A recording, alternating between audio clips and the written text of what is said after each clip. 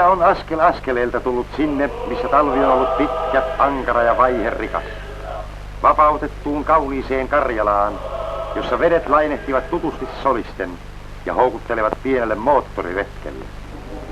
Paljon omalaatuista ja mieleen tarttuvaa näkee tarkastava silmä lyhyenkin moottorimatkan aikana, ja monenlaisia mielikuvia syntyy katsojan aivoissa, mielikuvia siitä, mitä on ollut, ja siitä, mitä voi olla tulemassa.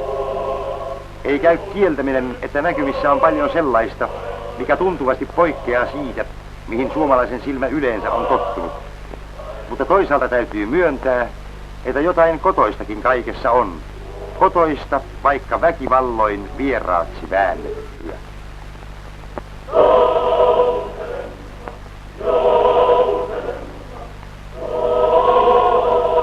Peräti vierasta perua on tämä Äänisen rannalla sijaitseva oudon näköinen kirkko, josta voi tosiaankin sanoa, että se on oikea sipulikirkko, kaksinen rakennuksineen ja kupoleineen, joita on 40. Mutta eihän kirkkoa saa moittia eikä nauraa sen rakennustaiteellisen muodon takia.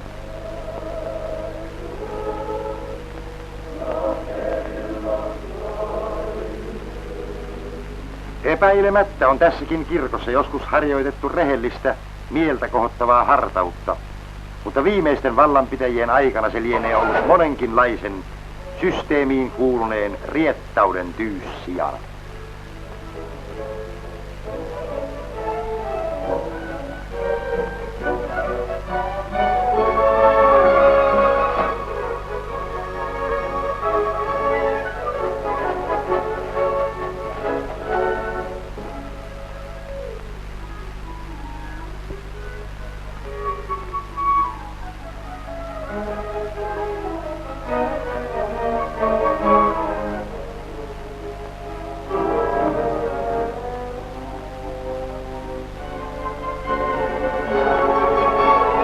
Äänisen vedet ovat laajat ja avarat, ja matka jatkuu jälleen uusille tienoille suuntautuen.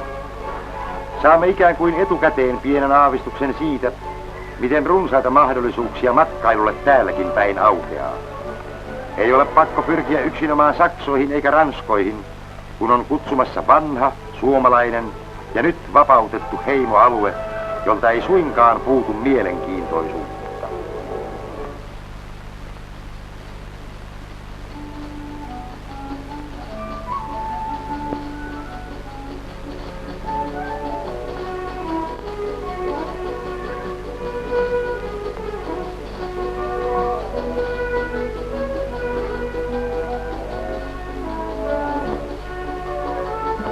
Olemme viimeinkin ehtineet vepsäläisten kansanjuhlille, jonka värikäs ohjelma alkaa tunnetulla lippulaululla. Sen esittää Soutjärven kansakoululasten monisatapäinen kuoro torviorkesterin kera.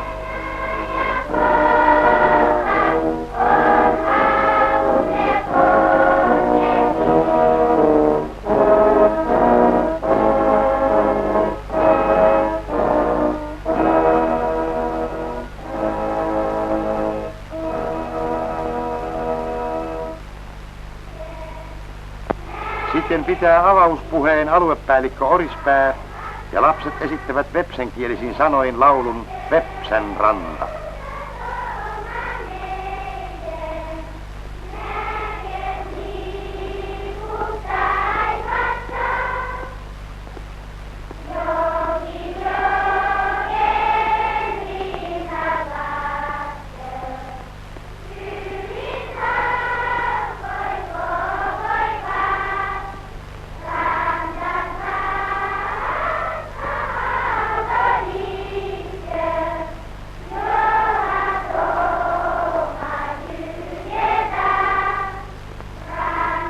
Saamme nähdä lasten ja nuorison esittävän vepsäläisiä tanhuja ja leikkejä.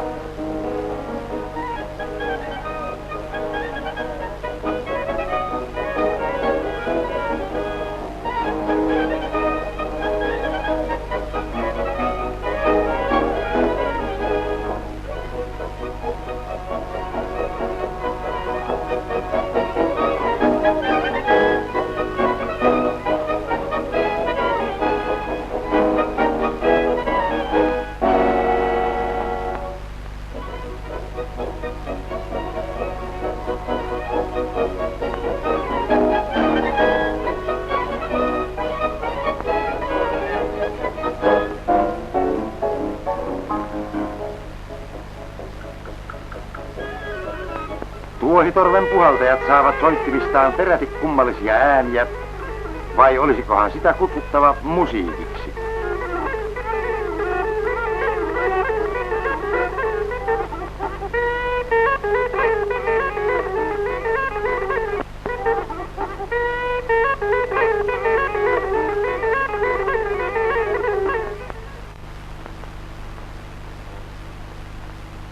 Itkijänaiset järkyttävät omituisilla esityksillään sekä itseään että naisväkeä yleisön keskuudessa. Itkijänaisten taito on monella taholla jo tyyten unohdettu, mutta kaikesta päättäen niin ei ole laita Äänisen vepsäläisalueella.